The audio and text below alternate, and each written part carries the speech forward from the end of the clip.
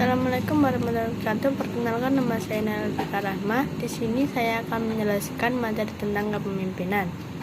Dalam setiap kelompok, grup, atau organisasi, kepemimpinan merupakan salah satu faktor yang penting. Kepemimpinan yang ada akan mempengaruhi kelompok dalam mencapai tujuan. Nah, pasti ada dari kalian yang bertanya, lalu apa sih pemimpin itu?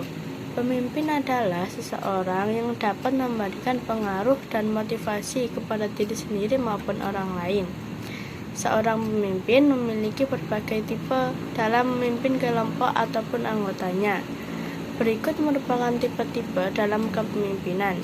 Yang pertama, ada kepemimpinan diktatoris, memimpin dengan cara mengertak atau menguasai. Yang kedua, ada kepemimpinan autokratis, permusyawaratan otoritas dan pengambilan keputusan pada pemimpinan. Yang ketiga, ada kepemimpinan birokratis, memimpin berdasarkan peraturan. Dan yang keempat, ada kepemimpinan demokratis, berdasarkan pada desentralisasi kekuasaan dan mengambil keputusan. Yang kelima, ada kepemimpinan laissez-faire, yang memberikan kelompoknya menetapkan tujuan dan keputusannya. Berdasarkan beberapa pengertian tersebut, maka kepemimpinan berkaitan dengan 1. Keterlibatan orang lain atau kelompok yang dalam kegiatan mencapai tujuan. Yang kedua, terdapat faktor tertentu yang pada pemimpinan sehingga orang lain bersedia digerakkan atau dipengaruhi untuk mencapai tujuan. Yang ketiga, ada usaha bersama serta pengerahan berbagai sumber daya, baik tenaga, dana, waktu, dan lain sebagainya. Selain itu, banyak terdapat fungsi-fungsi kepemimpinan. Fungsi kepemimpinan yang pertama adalah fungsi perencanaan. Yang kedua, fungsi memandang ke depan. Yang ketiga, fungsi mengembangkan loyalitas. Dan keempat, fungsi pengawasan. Yang kelima, fungsi pengambilan keputusan. Yang keenam, fungsi memelihara dan fungsi menjalankan tugas. Salah satu cara membangun keterampilan kita saat ini adalah menjadi sukarelawan.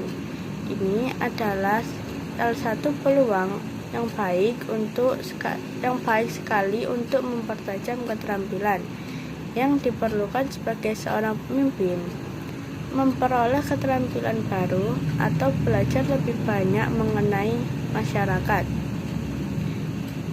Di dalam PMR juga ada yang namanya peer leader yang terdiri dari PMR mula, dapat memberikan contoh perilaku hidup sehat kepada teman sebaya. Yang kedua, ada peer support yang terdiri dari PMR madya, dapat memberikan dukungan buat teman-teman sebaya untuk melakukan perubahan perilaku hidup sehat. Yang ketiga, ada peer educator, yaitu terdiri dari PMR wira, dapat menyajikan pendidik sebaya perilaku hidup sehat. Nah, dari sini ada beberapa contoh pertanyaan yang mungkin kalian perlu ketahui. Yang pertama, ada dalam situasi apa yang membuat kita tidak percaya diri untuk menjadi seorang pemimpin?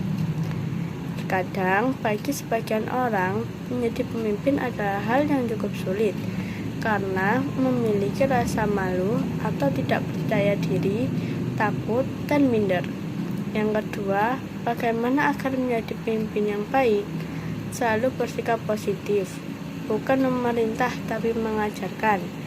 Bersikap terbuka pada ide-ide baru. Yang ketiga, posisikan diri sebagai panutan. Bertanggung jawab, bersikap tegas tapi tidak kasar. Bersikap baik tapi tidak lemah. Dan yang soal ketiga adalah apa manfaat buat kita jika menjadi pemimpin? Menjadi pemimpin menjadi berani untuk mengambil keputusan.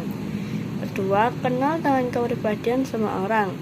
Yang ketiga, keahlian mengelola tim, menjadi sosok yang suka menolong. Yang kelima, ahli dalam menentukan strategi. Yang keenam, paham arti kegagalan dan keberhasilan. Itu tadi sekian dari saya. Wassalamualaikum warahmatullahi wabarakatuh.